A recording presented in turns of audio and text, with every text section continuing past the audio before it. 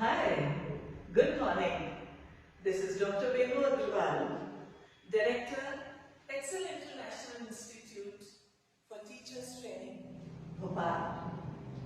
Today, I'm very happy and very excited because getting a chance to share about a teacher, what a teacher is.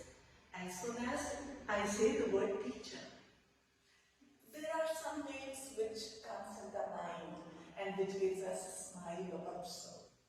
But I'm pretty sure that not only me, you all agree to one point, that the teacher's name which comes to our mind, that doesn't tell us what content she taught, but we remember our dear teachers in the form of individual person only. Yes, I also say a very big yes. And for those teachers, what they had, we could not understand as a child. But now, as a teacher myself, I can understand what they must have gone through or what qualities they had which made us get connected with them forever throughout our lives. Yes. How can somebody, a very good teacher, that is directly related to learning? Learning is possible when the child is peaceful, happy heart and happy mind. Peaceful mind and heart are the two most important things which a child should possess when the teacher is teaching. Then only teaching is possible. This happy heart and mind of the child is directly related depending upon the conversation or communication by the teacher and understanding of the teacher. These two pillars one has to have if you are a good communicator or if you understand, then you are a successful teacher. This can be attained possessing certain qualities. The first most important quality of a teacher, that teacher should possess empathy. Means stepping in somebody's shoes. Their feelings. If you can relate those feelings what the child is going through, then in that case, you can work out either to do something good to enhance the happiness if it is the happy feeling, or if it is sadness, you can do something to apply the balm over that sadness and let the child come out of that sadness to understand, to listen you. So empathy helps you develop a very mysterious and spontaneous relationship with the child, which helps better communication or conversation and understanding. So this is a very important quality. The second one, when we say engagement.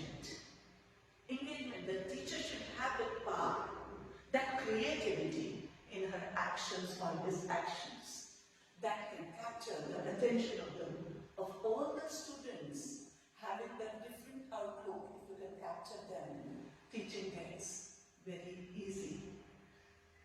Teacher becomes a compass to attract the magnets of excitement, creativity, entertainment, education, and achievement. Next quality, adaptability. Yes, adaptability is very important because the change is one thing which is constant in the world. Every day, every moment, changes are happening. So one must have that potential to adapt those changes and to work accordingly, working out with different exercises, with different theories, with different point of views that you have to accept and adjust to the environment. Then only again comes communication or conversation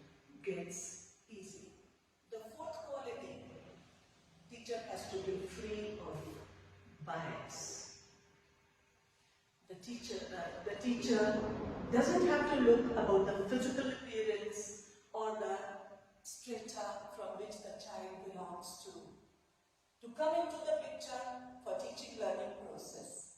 Because as soon as you start judging based on that, that communication stops and teaching also stops. The next thing what comes, the fifth quality, that is active listening. Listening only just makes conversation. It gets converted into conversation.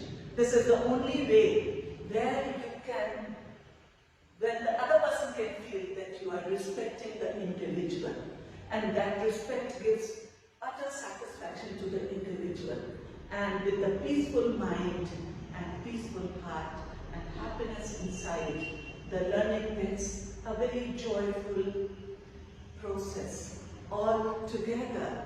Then the next thing what comes is patience. With patience, we get all the problems solved all throughout. Without patience, you cannot solve any of the problems.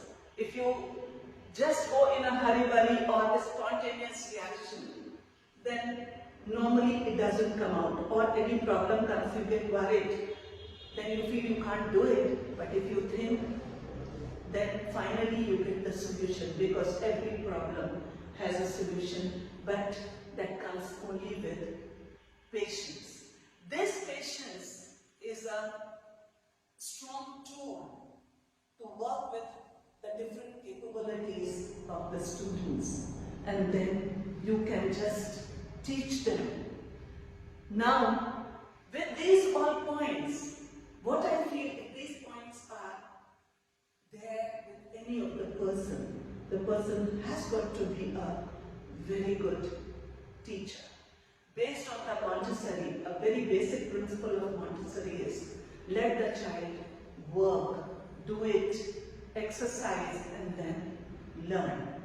I remember one of the examples when the child starts walking. That time there is no fixed law or rule. Okay, do it and you will start walking. The child has to try, has to get up, walk a little, fall, then retry it, get up again, start walking, then fall. So this process only leads the child to walk finally. So when we have this, just right from the beginning of the childhood, we have to consider that we don't have to pour in the total education or the total concept in the child's brain, but let the child exercise, understand, and grow with the solid concepts.